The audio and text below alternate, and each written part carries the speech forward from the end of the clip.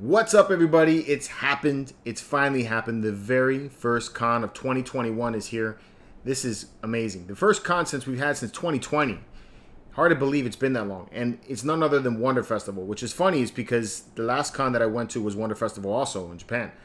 So I was amazed by the turnout. I saw the images of all of the people that showed up to this convention, and it looked just like the cons that we have all remembered from long past. So I'm really happy to see that, and it gives me a lot of hope that MegaCon, New York Comic Con, and San Diego Comic Con are going to be a huge success like that. So looking forward to that.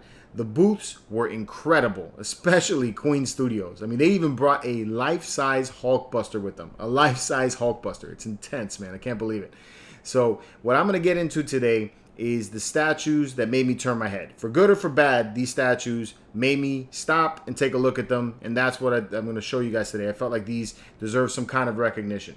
So we're going to get into that. Now, if you're into any of these pieces and you want to pick them up, make sure you check out Cosmic Chase Collectibles. They got some of the best pricing on these types of statues that are hard to get into the States. So I'll leave a link in the description below for you guys to get to it. And with all that, let's get to it. First up, let's talk about my favorite piece from the show. And that belongs to none other than Queen Studios' Catwoman. Now, this piece was revealed towards the end of last week, and let me tell you, it's absolutely gorgeous. Not only did they capture the likeness of Anne Hathaway, but they also captured a moment. I feel like it exudes character. I love how she's laid out over the bat pod like that and looks like she's in some kind of a waiting pose, kind of like a curious cat. I can totally see owning this piece and having her looking up at a Batman perched high above her. The pose is both sexy and sensual, and there's so much detail in both the outfit and the bike itself. Considering that this comes from a franchise that we see so many products released from, there's no doubt that Batman is probably one of the most oversaturated franchises in terms of collectibles in the market. Queen Studios has managed to create a Catwoman that stands out from all of the others. Now, this one is 1/3 scale, so prepare to shell out a major amount of dinero when it comes to getting this one in both the terms of the cost of the statue itself and also shipping. But fear not, they also showed a 1/6 scale prototype or a concept that looks like they're putting together that looks identical to the 1/3 scale piece. Now, if this one looks as great as its big sister, that's the one that I would love to take home. Queen also debuted an outstanding looking 1/4 scale Hulkbuster. They spared no expense and detail, and they even brought a life-size Hulkbuster to help push it. And let me tell you, that thing looked badass too. They craned that thing in. That's how crazy that thing is. There is no doubt that I'm a fan of Iron Man. You know, being Tony Stank, I have to be. But this Hulkbuster is probably not going to be on my list. Now, the reasoning, it's just too damn big. Now, the statue itself is wild. I love it. It's got battle damage, professional paint. They tore off an arm and put that on the base, which looks sick. But at 1/4 scale, this thing towers above all of the Iron Man statues out there. And it sports a super hefty price tag to boot. But hey, man, if you want to play like a sport, you got to pay like a sport, right? I just can't play in this game. And with the size, displayability is definitely going to be tough for me. Hats off, though, if you're able to get this one. If I had money and I had space, absolutely, this would be on my list and in my collection room. It is amazing. Queen also debuted a Batman Who Laughs throne piece. Now, this statue looks really cool. It's not my cup of tea. I'm not a real big fan of horror pieces, but the insanity of the details that went into this look amazing. I could definitely appreciate that. Aside from Prime 1's and Sideshow's Batman Who Laughs, this would probably be third on my list. It's vicious, it's scary, it's horrific, it's all the stuff I would come to expect from a Batman Who Laughs statue, but I feel like it gets drowned out with all of the monsters surrounding it. And then there's the displayability issue because it just looks like a really big piece, so that's going to come into question if you decide to get it. The same thing I can say for the other Batman on Throne piece. Now, this one I think is also extremely amazing, very fantastic and incredible looking statue. Definitely something that I would love to own, but the base itself eclipses Batman. You can't really see him all that well with all of that stuff going around it. Now, this one comes with another version that you can remove that tall statue that's behind him. But even then, it still looks like there's just a lot going on. Still, I have to give credit to both Queen Studios and the sculptors who created it. It's one magnificent piece of art. Now, Prime 1 Studios came prepared to do battle with Queen Studios. They debuted the Justice Buster at this con.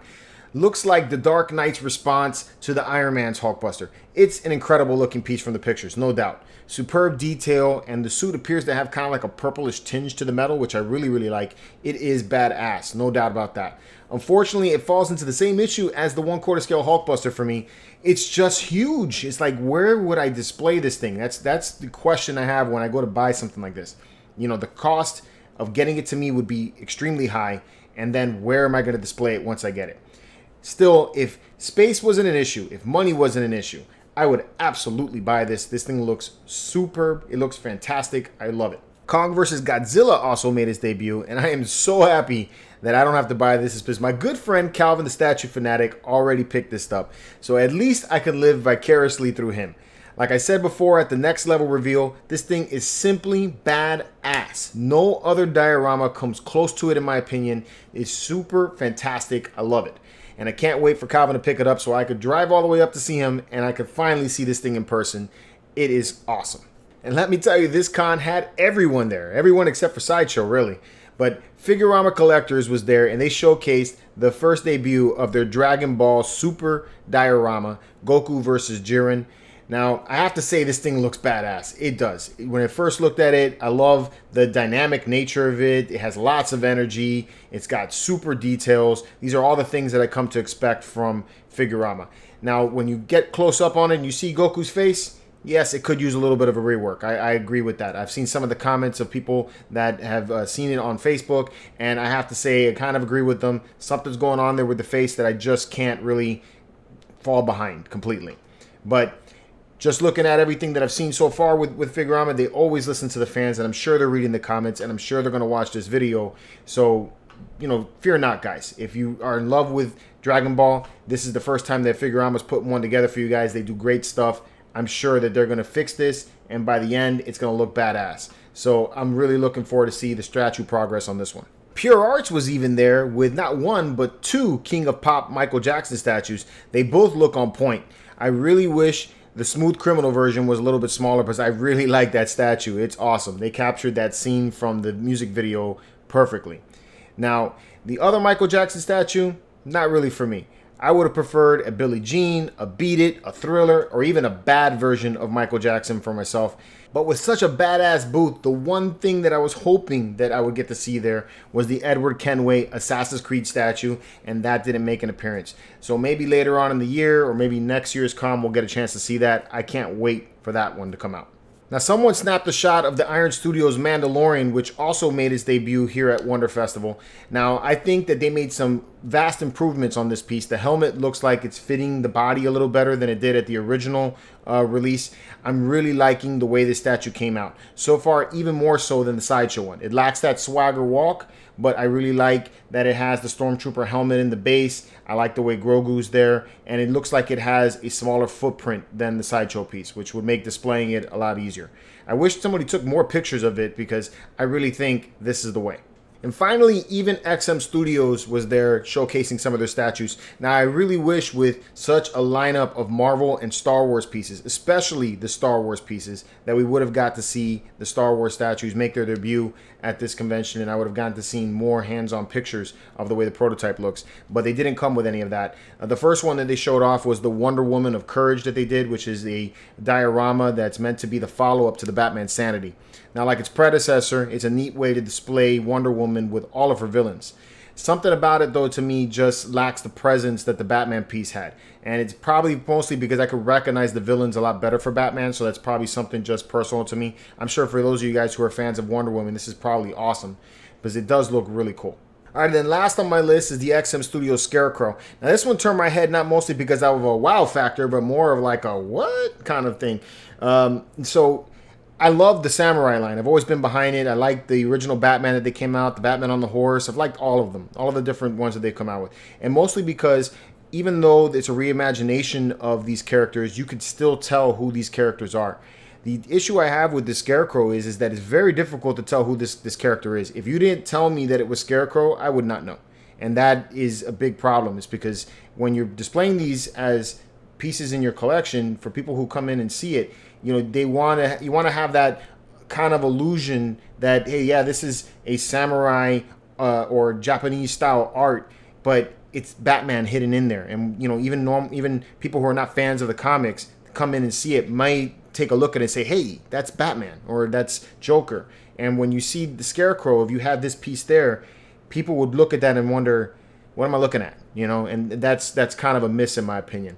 So for this one here, not so much a fan.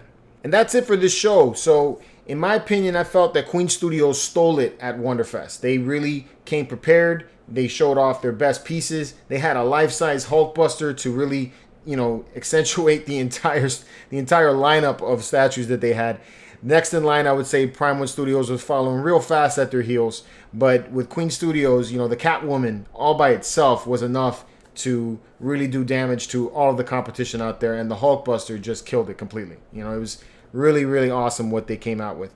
So as always, I'm curious to hear what your guys' thoughts are on the show. What was your favorite piece? Let me know in the comments below. And until next time, guys, keep it marvelous.